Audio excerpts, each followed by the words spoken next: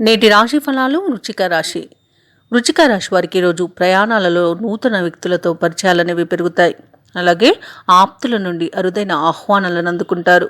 నిరుద్యోగులు ఎవరైతే ఉద్యోగ యత్నాలు చేస్తున్నారో ఆ ప్రయత్నాల్లో వేగవంతం చేస్తారు. చేపట్టిన పనులన్నీ కూడా విజయవంతంగా పూర్తి చేయగలుగుతారు. ప్రతి పనిలోనూ విజయాన్ని సాధిస్తారు. వృత్తి వ్యాపారాలలో ఎవరైతే ఉన్నారో వారు వ్యాపారాలలో లాభాలను అందుకుంటారు. ఉద్యోగస్తులు ఎవరైతే ఉన్నారో ఉద్యోగమున అదనపు బాధ్యతల నుండి ఉపశమనాన్ని పొందుతారు. ఇక వృశ్చిక రాశి వారు ఈరోజు నష్టపోయే స్థితి నుండి లాభాల బాటలో ప్రయాణిస్తారు. అలాగే వ్యాపారస్తులు వ్యాపారాలలో లాభాలను గడిస్తారు. ఈరోజు పట్టుదలనే మీకు పెట్టుబడిగా చెప్పవచ్చు. పట్టుదలతో ఏ పని చేసినా మీరు విజయాన్ని సాధిస్తారు.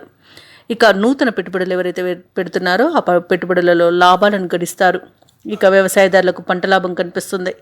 భూక్రయ విక్రయాలలో ఎవరైతే ఉన్నారో వారు కూడా లాభాలను అందుకుంటారు. ఇక ఈరోజు వృశ్చిక రాశిలోని అన్ని రంగాల వారికి అనుకూలమైన ఫలితాలే గోచరిస్తున్నవి. ఇక నూతన వాహన యోగం అనేది కనిపిస్తుంది. విద్యార్థులకు పోటీ పరీక్షల్లో విజయాన్ని పొందుతారు. ప్రైవేట్ సెక్టార్లో పనిచేసే వారికి ఉద్యోగం పర్మనెంట్ అవుతుంది.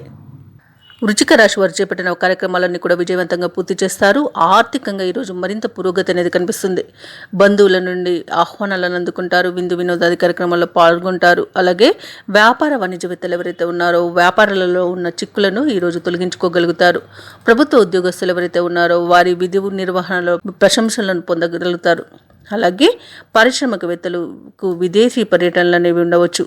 చిత్ర పరిశ్రమ వారు క్రీడాకారులు అవార్డులను రివార్డులను పొందుతారు. విద్యార్థులు ఈరోజు అనుకున్న ఫలితాలను సాధించడం ద్వారా మరింత ఉత్సాహంగా పనిచేస్తారు. ముఖ్యంగా వృశ్చిక రాశిలోని మహిళలకి కుటుంబ సభ్యుల సహకారం అనేది లభిస్తుంది. ఇక వృశ్చిక రాశి వారికి అదృష్ట రంగు నలుపు, ప్రతికూలమైన రంగు తెలుపు, అదృష్ట సంఖ్య 9.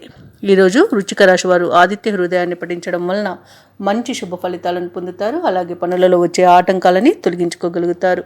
ఈ వీడియో నచ్చినట్లయితే లైక్ చేయండి, షేర్ చేయండి, అలాగే సబ్స్క్రైబ్ చేయడం అస్సలు మర్చిపోవద్దు. అంతా శుభమే జరుగుతుంది.